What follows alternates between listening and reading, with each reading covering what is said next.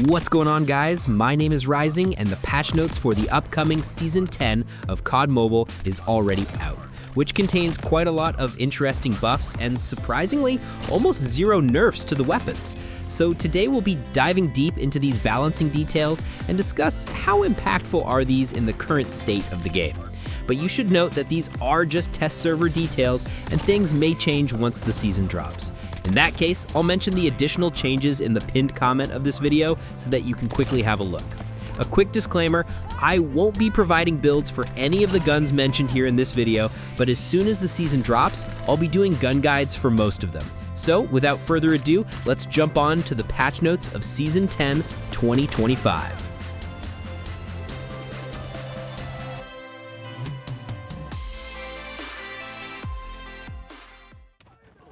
Starting with the assault rifles, first we have the ASM-10, whose no stock saw an improvement to its ADS movement speed. The movement speed penalty for 33-round extended mag also got removed. These are pretty minor changes, but nevertheless are welcoming and might make the gun a little more mobile. Up next, we have the ICR-1, which, unlike the ASM-10, got some really interesting changes.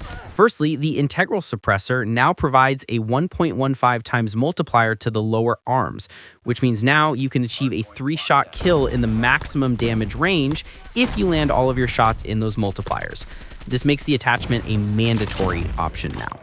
The long prevailing bug with the 38-round fast mag is now fixed, which now offers 38 rounds instead of 40.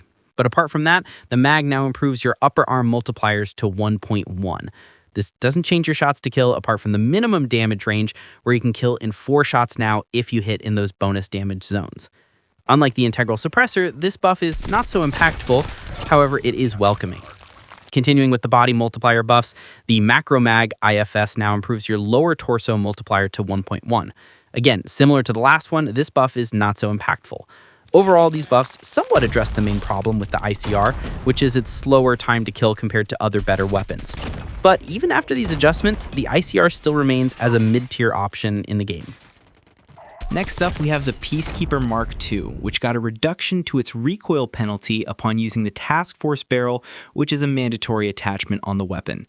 The strafe speed penalty for the Field Agent foregrip is also reduced, thus making the attachment a little more viable to run. These buffs do address the main problem with the Peacekeeper, which was its obnoxious recoil, which did get a number of buffs throughout these years. The Peacekeeper is a strong option in the current meta, and we might see the number rising up quite a bit in the upcoming seasons. Next, we have the AS Val, which got another buff this season to its bullet spread, now in line with other top-tier assault rifles. The strafe speed boost to the skeleton stock also got a 10% improvement, which is nice. The AS Val will now be a pretty decent off-meta anti-SMG sort of weapon. Coming up next, we have the FR556, which got introduced to a new damage phase. This essentially means that its maximum damage range got split up into 2 separate phases without changing its base time to kill. However, the introduction to this new damage phase means that now you can achieve a 3-shot in the maximum damage range by hitting 2 upper torso shots. However, that multiplier is very unforgiving since your arms block your chest. The FR556 thus remains as a lower tier option, having suboptimal time to kill profile, bad aim shake, and one of the only assault rifles in the game having a negative multiplier to the legs. And that covers all of the changes to the assault rifles. Moving on to the submachine guns, first we have the Switchblade X9, which got a nice improvement to its maximum ADS bullet spread, thus making it a lot more accurate. On top of that, the negative leg multipliers got removed, and now the gun is fully consistent throughout the body. The Switchblade was already an upper tier option with great handling and mobility and low recoil. And with this buff, the gun will now be a lot more accurate and consistent. Similar to the CBR4, the Switchblade might see a return in the next season, but time will be the judge for that. Next up, we have the CX9, whose 30-round mags now improve our hipfire accuracy by 8%. And similar to the integral suppressor of the ICR, this attachment now improves your lower arms multipliers to 1.2 times. This does help in achieving a 4-shot kill in the maximum damage range much more consistently. However, you're stuck with 30 rounds for a weapon with such high rate of fire. On the grand scheme of things, this buff is not impactful.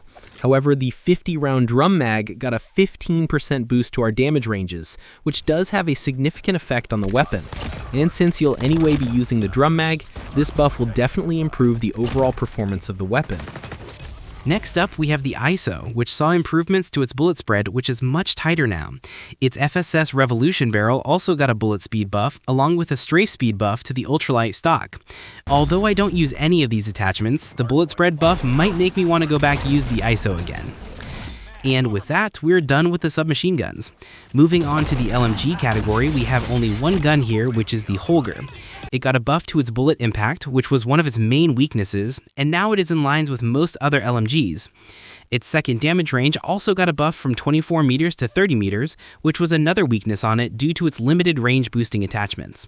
The polymer mag now improves your upper torso multiplier to 1.1 times, which provides an option to 3-shot in the maximum damage range, although it is highly unlikely. The gun still stays as a mid-tier option due to slow handling and the unavailability of bonus damage multipliers. Moving on for the shotguns, we have the Echo, which saw a rate of fire boost to its slug rounds. This makes it a downgrade to other two-shot weapons like the Odin Lag 53 SKS and the Type 63. Moving to the Marksman rifles, the MK2 saw a movement speed boost, which is nice, although I'm not sure whether it affects its sprint speed and strafe speed or not. However, it got a substantial boost to its lower arm multipliers, going from 1.4 times to 1.5 times. This means now you can one-shot from anywhere on the map as long as you're hitting anywhere but the legs. This might make the MK2 one of the best weapons for quick scoping, and I won't be surprised to see quite a number of MK2 users rising up. However, I'm curious to see how this buff lines up with the 30-30 rounds, which reduces its lower arm multipliers to 1.1 times. I guess we have to wait for the update for that. And finally, we have everybody's favorite weapon, the M1 Garand, which saw an improvement to its minimum damage value going up to 42. This makes it a less shot to kill against 300 HP. However, this change is exclusive to Battle Royale, and with this buff, only your long-range time to kill is improved. I'll never see myself using the Garand in BR, thus making this change very insignificant, at least in my eyes. And that wraps up with the guns. Moving on to the operator skills, the ammo capacity of the Death Machine as well as the Tempest got reduced. The duration of the misdirection device also got reduced by 4 seconds. As for the Scorestreaks, the movement and strafe speed of the Goliath is improved, although we do not have any numerical value for that. The ammo capacity of all the guns in the gunship is increased, which doesn't really seem too nice, but it is what it is. And finally, the duration for the orbital laser is increased by 2 seconds, which gives a little more time for area denial. As for the equipment, the Thermite's maximum burn damage is increased from 17 to 20, which means 1 less tick to kill an enemy with full HP. As for the BR classes, the Quick Strike got an improvement to its maximum dash distance as well as its block duration.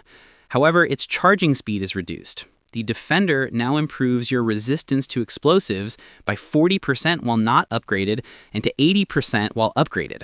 I'm pretty sure this buff applies only to the Defender and not the entire defense class, in which case it'll be pretty busted. The Igniter got a buff as well to its damage ticks, which might be quite helpful. The Shockwave now has a stronger knockback, and finally, the Spotter's airstrikes are now much quicker. And for the wild cards, we have one change to the perk greed red, which is Martyrdom. While equipped in the additional slot, its detonation time penalty got removed, but now has a decreased damage and damage radius. I've seen some players claiming this to be a buff, but if you take this second factor into account, the damage and radius nerf pretty much balances the detonation delay removal. And with that wraps it up with all of the weapon changes for Season 10 2025 of Call of Duty Mobile. As for my thoughts on the balance patch, I do appreciate all of the buffs that we've seen throughout. However, the meta will still remain the same for another season unless they want to modify a few weapons at a later point of time.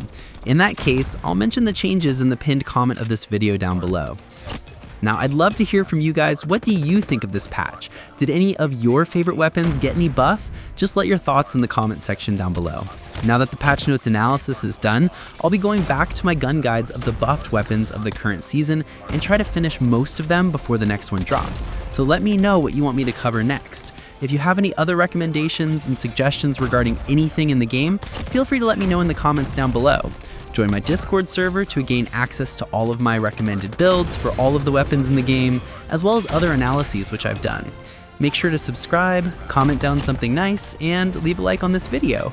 And I'll catch you guys on the next one.